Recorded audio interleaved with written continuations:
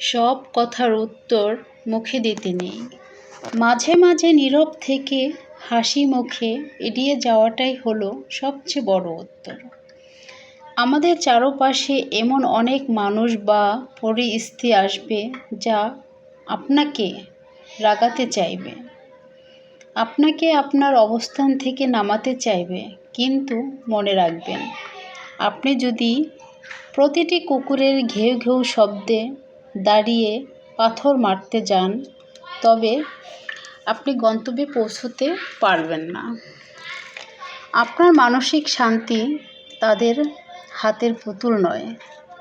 প্রতিক্রিয়া না দেখানো বা ইগনোর করতে পারাটা একটা বিশাল সুপার পাওয়ার। চুপ থাকা মানে দুর্বলতা নয়, বরং এটি হলো নিজের আবেগের উপর পূর্ণ নিয়ন্ত্রণ।